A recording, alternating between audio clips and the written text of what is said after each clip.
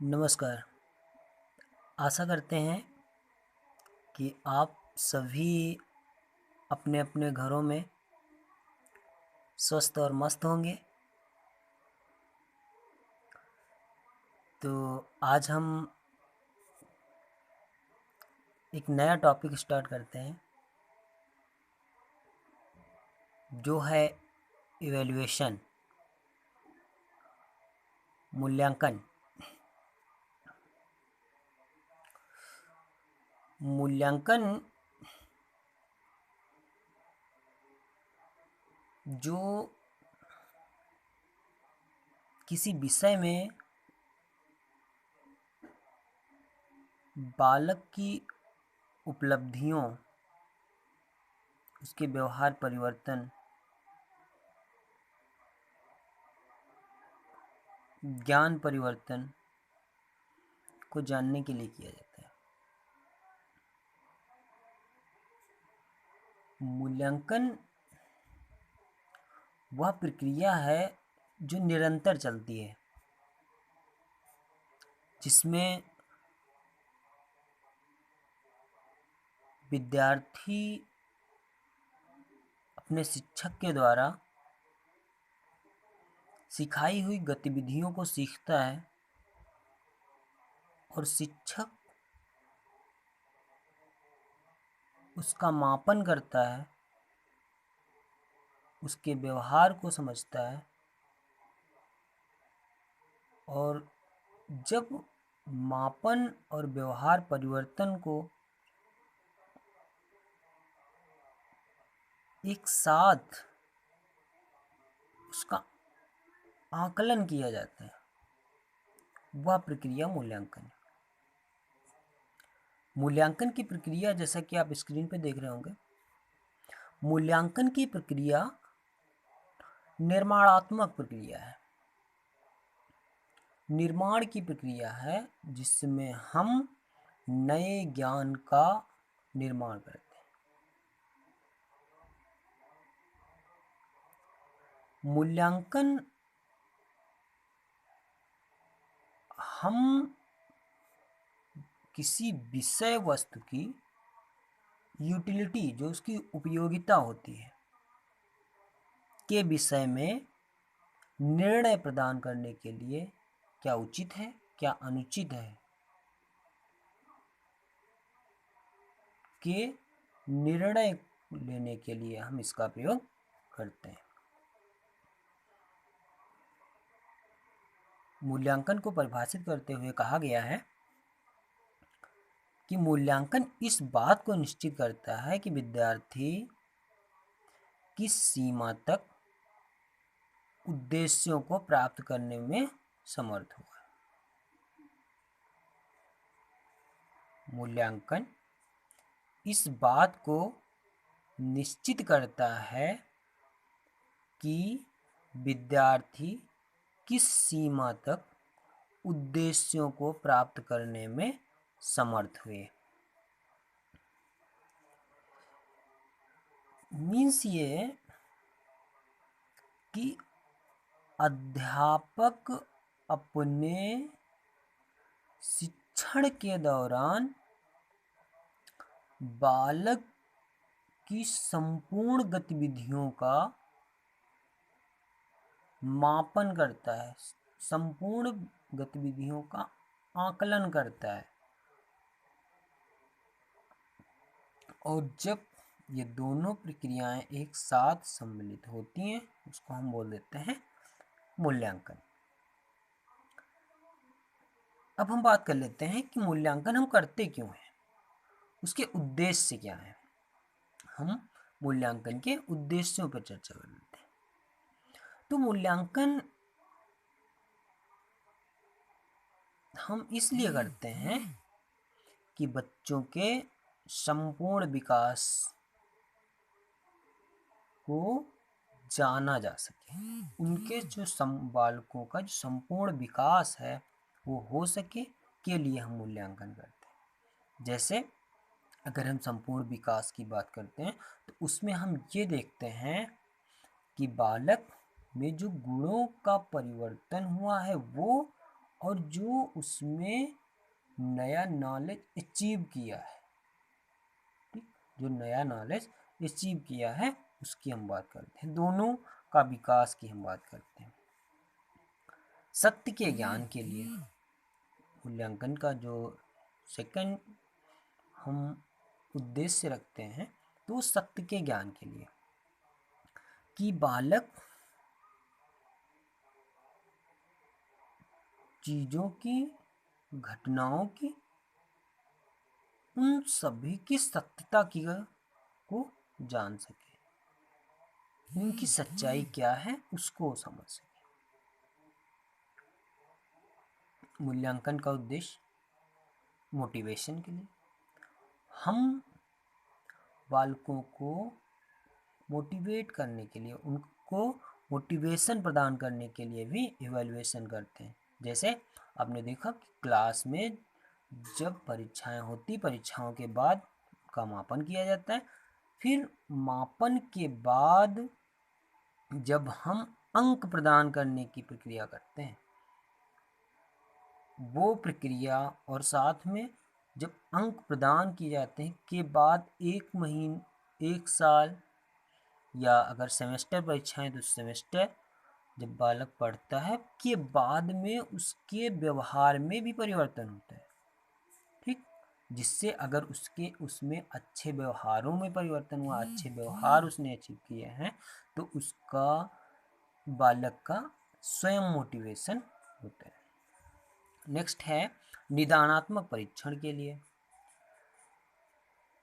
शिक्षा का उद्देश्य सिर्फ और सिर्फ यह नहीं होता कि हम जो बालक को किताबों का ज्ञान करा दें।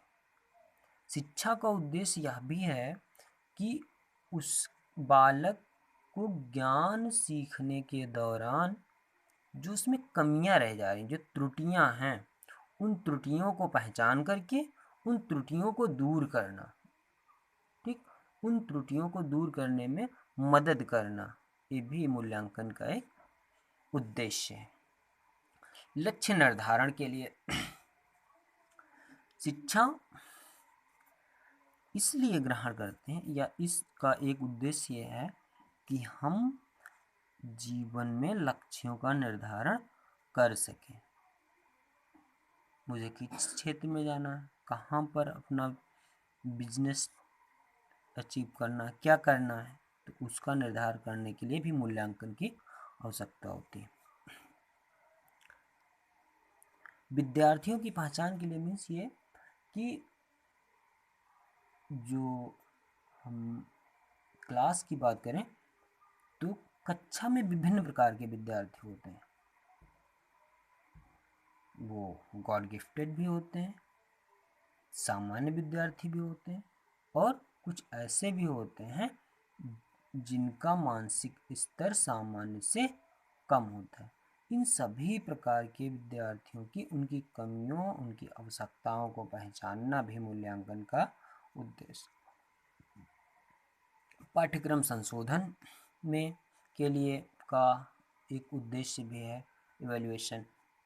पाठ्यक्रम संशोधन जैसे हम अगर अपने क्षेत्र की बात करें तो अगर विजुअली इम्पेयर्ड को हम देखते हैं, दृष्टिबाधित दिव्यांग को अगर हम देखते हैं तो उनकी अगर हम लिमिटेशंस को ध्यान में रखें तो हम ये पाते हैं कि उनकी कुछ सीमाएं होती हैं।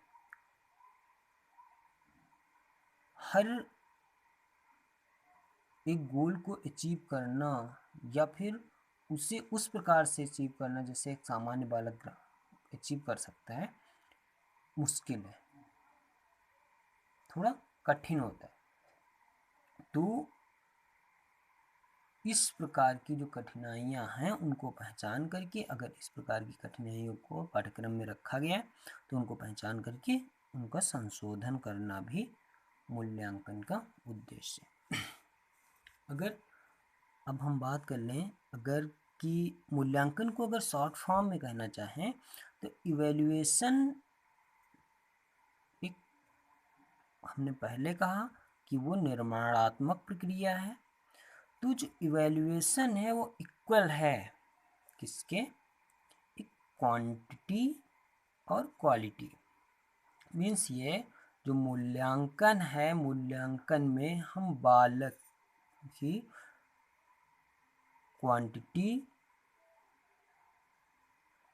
कितनी मात्रा उसने ज्ञान की सीखी, और फिर हम क्वालिटी की बात करते हैं, क्वांटिटी और क्वालिटी की बात करते हैं।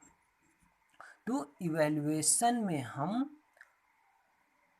क्वांटिटी मतलब मात्रा की, आपने 100 मार्क्स जो थे उसमें से कितने अचीव किए, वो आपकी क्वांटिटी को दिखाता है। जबकि क्वालिटी जो आपने सीखा, उस सीखे हुए ज्ञान की क्वालिटी क्या है, कितना अच्छा आपने सीखा। एज अ पीपल टीचर आप यहाँ सीख रहे हैं, सीखने के दौरान आप कितना अच्छा अचीव किए हो, कितना अच्छा सीखे हो, अपने नॉलेज को किसी दूसरे न्यू नॉलेज में पुट करने की प्रक्रिया को। तो जब इन दोनों का जब हम आकलन करते हैं तो वो प्रक्रिया क्या होती है, evaluation. Means evaluation equal to quantity plus quality.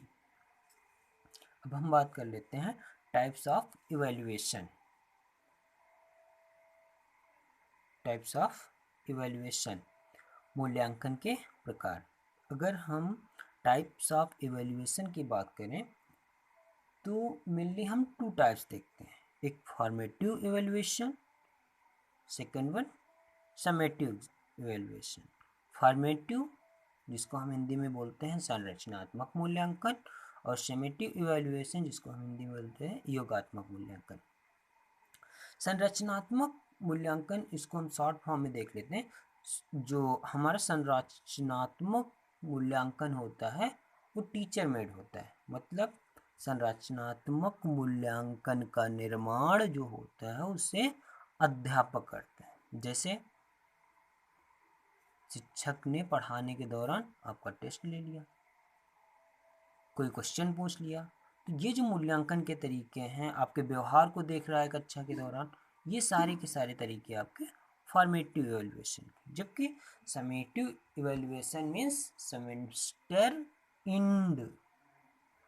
अगर आप सेमेस्टर एंड की बात करते हैं, जैसे आप 6 महीने पढ़ेंगे और 6 महीने के बाद जो आपका पेपर होगा वो क्या होगा, समेटिव इवैल्यूएशन का। मीन्स यहाँ पर आपके बिहेवियर को, आपके ज्ञान को कई प्रक्रियाओं के कई चरणों से होकर के गुजरना पड़ता है, के बाद में जब आपका एंड में मूल्यांकन करके आपकी परीक्षा होगी, उस परीक्षा के बाद जब आपको अंक प्रदान किए जाएंगे तो आपका क्या होगा, summative evaluation.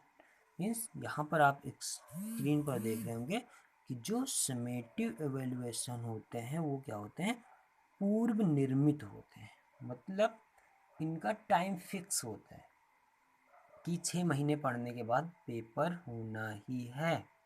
Semester and exam की बात करते हैं। नेक्स्ट पेज पे हम देख लेते हैं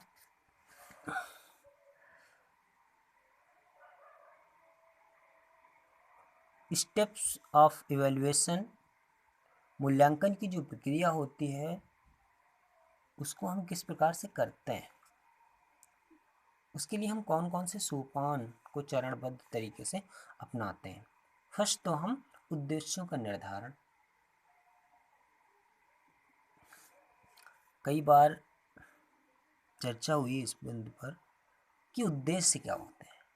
शिक्षा का एक उद्देश्य, सीखने का एक उद्देश्य, और सीखने का और शिक्षा का उद्देश्यों की अगर हम बात करें तो उसमें हम देख लेते हैं कि आपने देखा होगा मेनली हम देखते हैं 3 टाइप्स, ज्ञानात्मक, बोधात्मक और प्रयोगात्मक। इन तीनों उद्देश्यों को लेकर के हम शिक्षण कार्य करते हैं। मीन्स ज्ञानात्मक, बोधात्मक और प्रयोगात्मक।